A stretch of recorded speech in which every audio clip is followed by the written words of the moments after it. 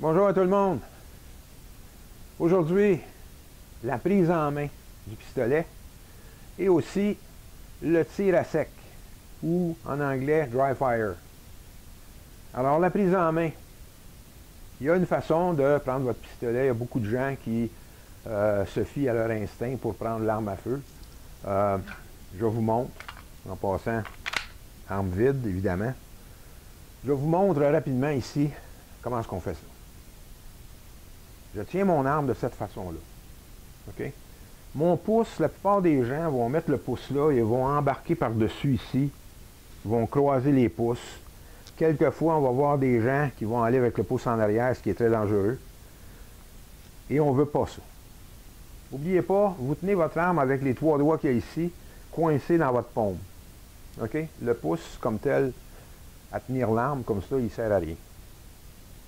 Là, ce qu'on fait, c'est qu'on prend l'autre main, la paume qui va jusqu'au pouce, on rentre ça ici le plus haut possible, le pouce s'en vient à côté sur le châssis, parallèle à la culasse, on serre ça fort, ok, je ramène mes doigts par-dessus, et le pouce qui est ici, simplement descendre ici, sa cote, il fait rien, il ne travaille pas.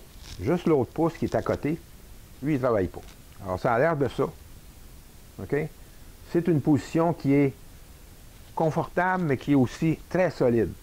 Ce que ça oblige à faire, c'est qu'en mettant ma paume ici le plus en avant possible, je me trouve à extensionner mon poignet d'une façon qui va empêcher le poignet de casser. Si je suis ici, mon poignet est déjà cassé.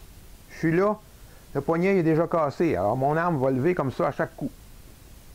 Alors que si je m'en viens ici, bien à côté, je serre fort, je pointe en avant et je tire. À ce moment-là, ça ici, c'est très solide. Il n'y a rien qui va arriver.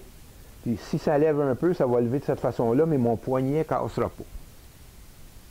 OK? Fait que c'était la façon de tenir une arme à feu, de tenir un pistolet. C'est très simple. Il suffit de répéter ça à chaque fois. On s'installe, on y pense, on punch en avant et on tire.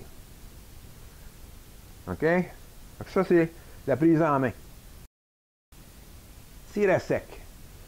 Pourquoi on fait du tir à sec? Tir à sec, ça veut dire qu'on n'a pas de munitions. Ici, si je veux faire des changements de chargeur, j'ai pas de munitions. Ce qui est important avec le tir à sec, c'est de se souvenir que on travaille dans un environnement sec. Ça veut dire pas de balles, pas de munitions. Fait que si je suis dans mon sous-sol, si je suis dans mon garage, si je fais des exercices comme ça, je n'ai aucune munition à proximité. Très important, on travaille avec un gun qui est vide. OK? Et à ce moment-là, je veux être capable de toujours tenir mon arme comme il faut. Je m'installe une cible. Vous voyez ici, je me suis mis un point central. Okay? Je m'en vais vers le point central, bien comme il faut. Et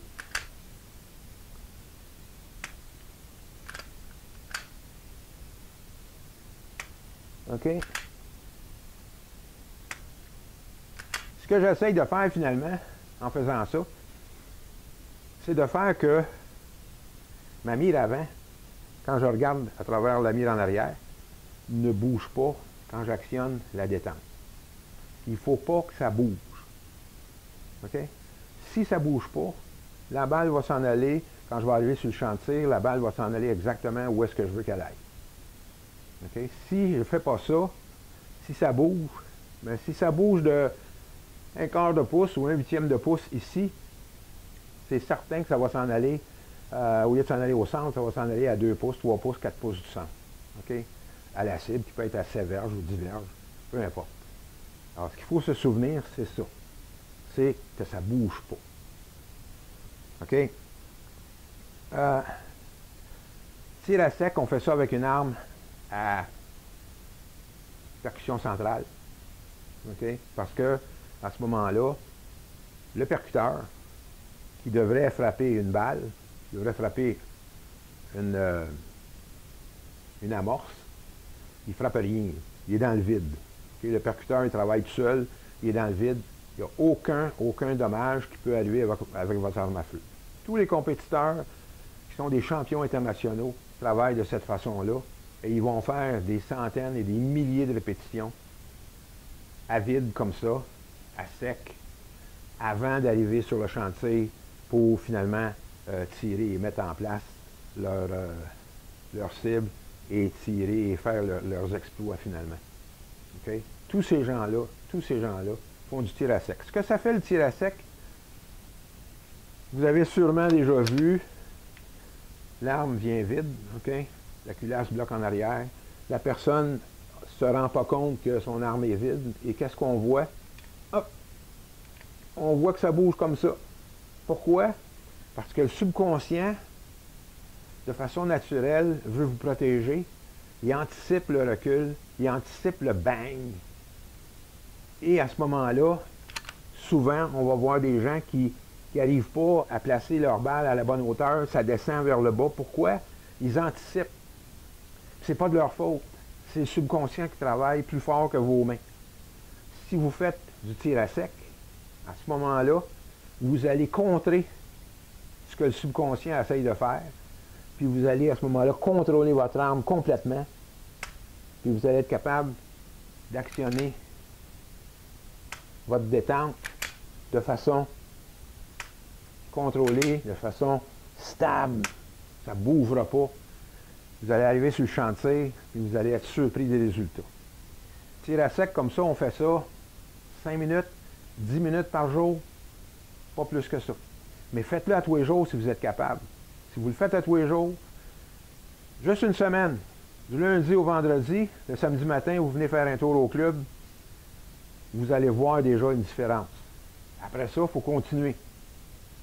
10 minutes par jour, faites du tir à sec, sur une cible comme ça, juste s'enligner, on ne bouge pas, clic. Et vous allez voir comment est-ce que votre tir va s'améliorer avec le temps, tout simplement parce que vous allez prendre le pas sur votre subconscient, vous allez contrôler complètement ce qui se passe avec vos bras, avec vos mains, puis avec votre détente. Fait que sur ce, je vous souhaite bonne chance, pratiquez-vous, et puis si vous avez des questions, ne vous gênez pas pour me contacter. À une prochaine fois. Au revoir.